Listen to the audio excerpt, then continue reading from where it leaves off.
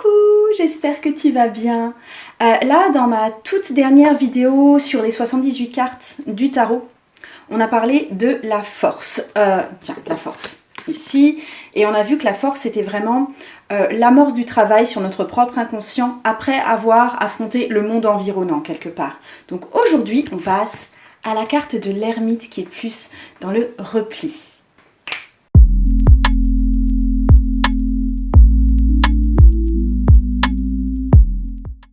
Donc déjà, je voulais te dire bienvenue parce que là, tu vas te retrouver au cœur d'un défi que j'ai commencé il y a quelques temps. Le but pour moi dans ce défi, c'est de livrer une vidéo pour chacune des cartes des 78 arcanes du tarot. Donc je m'appelle Margot, je suis psychopraticienne spirituelle et tarologue et du coup sur cette chaîne, je parle à la fois de tarot, de psychologie et de ce qu'on appelle le travail de l'ombre. Et aujourd'hui, on parle de la carte de l'ermite. Alors déjà tout simplement, la carte de l'ermite, c'est la carte du guide et du mentor. On commence tout simplement par le commencement. C'est à la fois la carte de celui qui cherche pour lui-même et celui qui porte un message au monde environnant. Donc souvent, il peut s'agir dans un tirage d'un bon conseil qui est donné au consultant, ou d'une personne qui peut être de bons conseils qui arrivent dans la vie du consultant. Si on pouvait faire un parallèle de l'ermite avec des personnages dans des films ou dans des dessins animés, pour moi je vois Rafiki dans Le Roi Lion qui vit en retrait et qui arrive juste quand il s'agit de temps particulièrement importants, notamment des rituels ou des cérémonies. Je vois la tortue Oogway dans Kung Fu Panda, pareil, qui vit relativement retiré du monde et qui intervient vraiment quand c'est vraiment important et qui prodigue ses enseignements. Il y a Maître Yoda dans La Guerre des Étoiles, tout simplement. Tu remarqueras que tous sont des personnages relativement âgés et que tous ont un bâton. Donc le bâton, c'est un bâton de magicien quelque part, donc ça fait le lien avec la carte du magicien. Ça fait aussi le lien avec le fou qui utilisait le bâton de façon complètement instinctive. Là, l'ermite, il vient s'appuyer dessus vraiment consciemment. C'est vraiment un symbole d'enseignant. La carte de l'ermite. Alors, parce qu'en fait, il s'est retiré de la société, comme le dit le nom l'ermite, mais il ne s'est pas retiré du monde, parce que c'est celui qui, dans les histoires, dans les films, etc., va offrir un abri aux personnes perdues. Dans la quête du Graal, il y a souvent l'intervention d'un vieillard qui offre un refuge, qui délivre une certaine sagesse aux chevaliers qui sont dans leur quête du Graal. Je voulais aussi faire un petit point focus sur la lampe qu'il porte, parce que ça représente vraiment la lumière de la connaissance. Donc il vient éclairer le passé, ça va démontrer l'expérience dont il est porteur, c'est vraiment la lumière de la connaissance, et en même temps il va éclairer le chemin, et il va indiquer aux disciples, ou d'ailleurs à une divinité, qu'il est là, et que lui, il est éclairé. Donc il va éclairer le monde de sa propre lumière et de sa propre compréhension des choses. Il va prendre en général un chemin qui est inconnu, qui n'est pas traditionnel. C'est aussi pour cette raison qu'il est particulièrement solitaire. Je trouve qu'on voit bien cette idée de lumière et qui attire et en même temps qui est dispensée dans le Wild Unknown avec cette carte de l'ermite. Et dans le tarot de la forêt magique avec cette carte de l'ermite. C'est en même temps une carte d'introspection et de solitude. Donc on est face à quelqu'un qui est très introverti, qui vit vraiment plus dans son intériorité que vers l'extérieur, ou alors qui vit carrément dans la solitude. Mais l'idée, c'est que le focus est vraiment tourné vers l'intérieur de soi. On a vraiment cette image médiévale de l'ermite, donc du sage qui vit dans les bois ou qui vit dans le désert, qui s'est coupé des préoccupations de la société. On a aussi, au niveau plus oriental, l'ascète yogi qui vit de la même façon, de façon assez retirée des autres de la société. Et il va tenter d'approcher Dieu par son mode de vie et par son expérience personnelle. C'est un peu la figure du saint. Si je peux le comparer aux 4 de coupe, là on est face à une personne qui tente de faire un retour à soi, mais il est facilement perturbé par les coupes qui lui sont offertes. Et ici, l'état méditatif, il est atteint. Il est devenu philosophe quelque part. Le 4 de coupe, c'est le besoin de se retirer du monde parce qu'on a peut-être été déçu, peut-être qu'on a traversé des déconvenus. Et l'ermite, c'est la recherche de l'illumination ou de l'ascension spirituelle. C'est vraiment une carte de silence. Parce que tout simplement, c'est impossible de trouver la sagesse par le bavardage. Et peut-être que dans cette carte-là, il y a encore un peu de bavardage. Donc il va vraiment descendre dans les profondeur du soi, on est quelque part face à la figure de Hadès, le roi des enfers, qui va nous guider dans les mondes souterrains. Donc en fait, moi je trouve que dans cette ermite, il y a vraiment un double mouvement, qui est à la fois intérieur et à la fois extérieur. Il y a un mouvement intérieur, c'est-à-dire qu'il y a une recherche intérieure, un repli sur soi, et il y a un mouvement extérieur qui est celui de devenir guide pour les autres. Je m'interromps dans ma présentation pour te dire que si tu veux aller plus loin avec moi, soit pour découvrir le tarot et travailler avec le tarot, soit pour avoir plus d'outils de connaissance de toi-même, le plus simple c'est d'accéder à une vidéo exclusive qui t'emmène un peu plus loin dans ma perspective. Donc ça, c'est une vidéo qui te montrera comment et pourquoi arrêter de cantonner la spiritualité à une pratique déconnectée de la vie quotidienne et au contraire en faire vraiment un outil pour avancer dans ta vie. Je t'ai mis le lien juste en dessous. Pour rester sur le thème de l'ermite comme figure de Hadès, comme représentation éventuellement de Hadès, on le voit dans le Thoth tarot de Thoth, qu'il est représenté avec un cerbère. Un cerbère, ici. Et dans toutes les reprises du Thoth tarot, on va retrouver le cerbère. Là, j'ai dans le Urban tarot, ça c'est la figure de l'ermite. Et on voit qu'il y a un cerbère derrière lui. On le voit aussi dans The Lost Forest tarot, où on voit, c'est carrément un cerbère. Enfin, c'est un chien bizarre qui est représenté sur cette carte. Et la lumière vient de derrière lui. Donc il est bien, l'ermite quelque part est protégé par un chien devant lui et c'est ça qui est représenté sur cette carte qui est fort jolie d'ailleurs. Donc bref, Cerbère, c'est le chien à 3 têtes qui est le gardien des enfers, c'est le chien de Hadès. Et il indique que l'ermite fait partie du monde souterrain ou qu'il est en train d'explorer le monde souterrain de l'inconscient. Alors avec ça, on peut aussi voir les aspects négatifs de l'ermite qui peuvent être les mêmes que ceux qu'on peut voir chez le dieu Hermès, c'est-à-dire la figure du méchant sorcier, de la personne souterraine, de l'homme qui est peut-être vicieuse, cruel, qui vit caché, qui prend du plaisir à nous mener dans la mauvaise direction. Donc là, je pense à Hadès dans le dessin animé Hercule de Walt Disney. Je pense à Ursula, pareil, dans le monde de Walt Disney, dans La Petite Sirène. C'est des personnages qui font semblant d'être sages et en fait qui ont surtout soif de pouvoir et qui sont relativement cruels. Je voulais aussi mentionner l'œuf orphique qu'on voit ici dans le tarot de Thoth. Alors l'œuf orphique, c'est un œuf qui est parfois ailé et autour duquel un serpent vient s'enrouler. Donc c'est un autre symbole qui est vraiment présent là dans le tarot de Thoth et c'est un ancien symbole grec qui illustre la renaissance par le mystère, par la religion et par laquelle la sagesse spirituelle est atteinte. Donc ça représente à la fois l'utérus et le pénis avec l'œuf et le serpent ou l'ovule et le spermatozoïde, mais en tout cas c'est un symbole de création. On le trouve aussi dans le Hermétique Tarot dont je te montre l'image parce que je ne possède plus ce tarot. Je voulais aussi t'expliquer la symbolique du numéro 9, c'est le dernier chiffre en fait, avant d'entrer dans les nombres, c'est-à-dire c'est le dernier chiffre unique, là, un seul numéro, avant d'entrer dans la première dizaine en fait. Donc, dans le tarot de Marseille, je me rends compte que je t'ai même pas montré la carte dans le tarot de Marseille. La voici. Dans le tarot de Marseille, normalement, on dit que les arcanes majeures sont divisées en 2 grandes parties. Et la roue de fortune, ça équivaut au passage d'un niveau à un autre. Et donc là, on a l'ermite qui s'éloigne comme à regret de l'arcane 8, donc la position force ou la position de la justice selon quel type de tarot on a. Il marche à reculons et du coup il est à la fin d'un cycle pour débuter un nouveau cycle avec la roue de fortune, avec le retournement que ça va produire.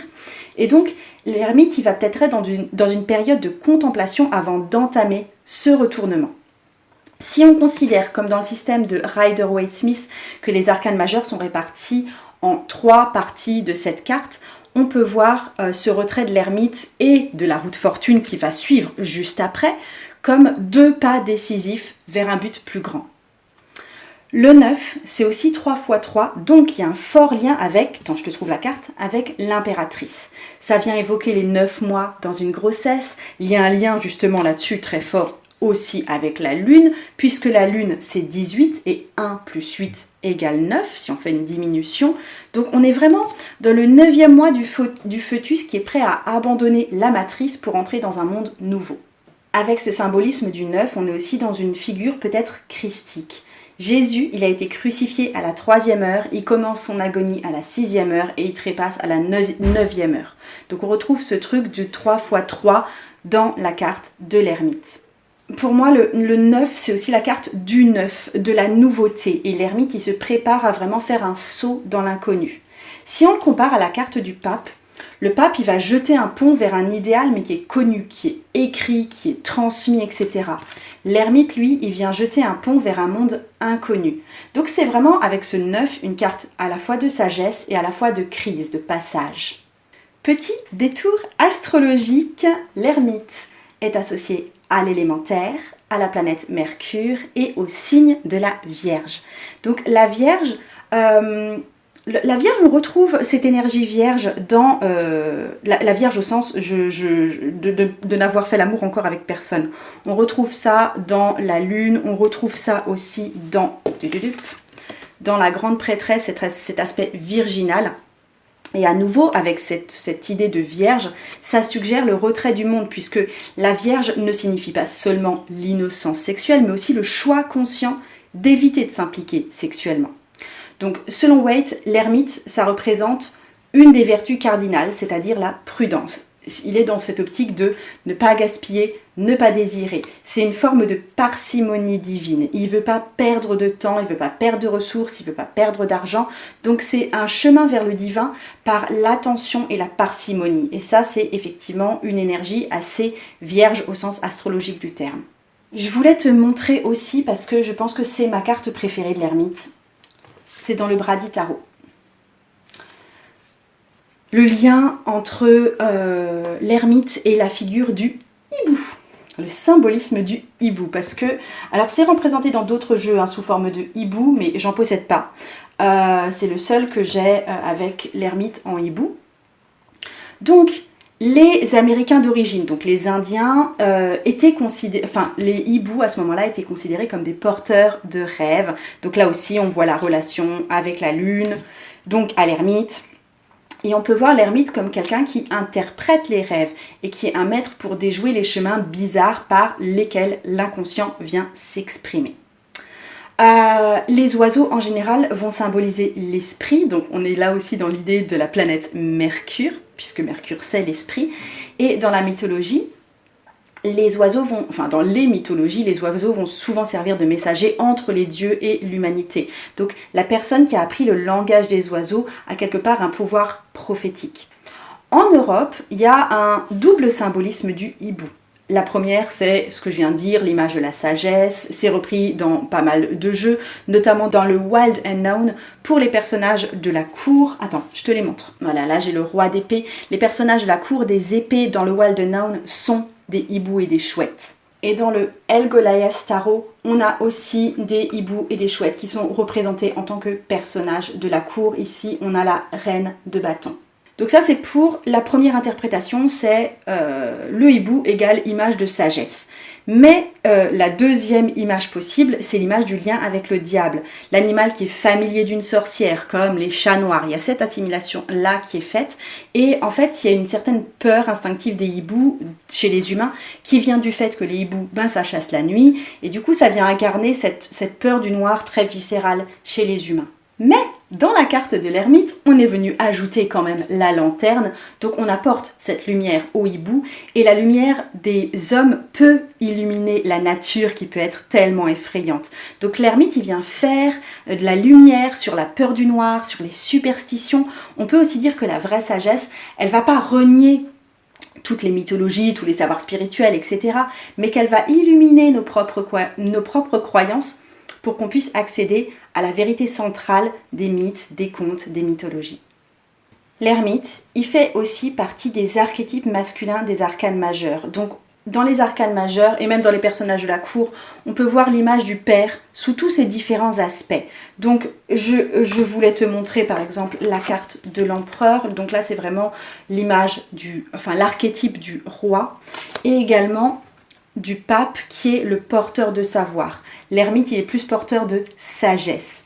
Donc le pape, j'avais envie de fouiller un petit peu plus cette différence-là. Le pape, il représente le monde divin et l'ermite, il représente le travail du divin. Donc la perfection spirituelle elle s'atteint par l'action, par la pratique du soi, par ce qu'on va faire, par à quel point on va se détacher des biens matériels, etc. Et ça devient un point de repère pour les autres. Le pape, il se différencie de l'ermite parce qu'il offre un savoir qui est quelque part, alors c'est pas joli de dire ça, mais je vais dire pré-mâché, et qu'on peut trouver faux quand on l'applique à soi. Et l'ermite, lui, il va plus nous inviter à trouver notre voie personnelle. Je vais aussi comparer l'ermite au chariot. Attends, je trouve le chariot. Hop, le chariot. Donc on est vraiment face à un archétype du père, mais cette fois sous l'angle du vieil homme, du grand-père, du guide. C'est celui qui apparaît dans les contes de fées ou dans les mythes comme le mythe de Merlin à la cour du roi Arthur. Donc c'est un archétype qui est quand même hyper récurrent parce qu'on peut vraiment sentir, même nous-mêmes, que chacun de nous a besoin d'avoir recours à cet archétype à un moment de notre vie. C'est celui qui sait ce qu'on est, c'est celui qui sait ce qu'on vaut, c'est celui qui sait déjà ce qu'on ne sait pas encore nous-mêmes, c'est celui qui a déjà fait le chemin qu'on est nous-mêmes en train d'entreprendre. Alors, on peut aussi dire que la pratique de l'ermitage telle qu'on l'entend au Moyen-Âge, elle a quasiment disparu, mais c'est toujours une espèce de recherche à l'heure actuelle de rechercher un ermite. Quand on voit le livre Ainsi parlait Zarathustra de Nietzsche, il décrit Zarathustra comme un ermite et le livre commence avec le retour de Zarathustra après sa transformation. Et il y a des nombreuses personnes qui vont chercher ce genre de personnes et qui vont par exemple en ce moment chercher des gourous orientaux dans l'espoir de retrouver cette énergie de l'ermite. Quand l'ermite ne peut pas être trouvé en vrai, on remarque que c'est souvent conçu par notre psyché. Il vient nous rendre visite dans nos rêves sous la forme d'un vieil homme la plupart du temps. Ou ça peut tout simplement être le rôle du thérapeute si on décide de suivre une thérapie. Il y a un super lien à faire aussi avec la carte de l'ermite pour les 3 niveaux de la Kabbale. Alors, on peut concevoir qu'il y a 3 niveaux de la Kabbale en termes d'apprentissage, d'apprentissage de la sagesse. Premier niveau, c'est la doctrine. La doctrine, c'est le savoir appris dans les livres. Deuxième niveau, c'est la guidance paramètre. Troisième niveau, c'est l'expérience directe et extatique du contact avec Dieu.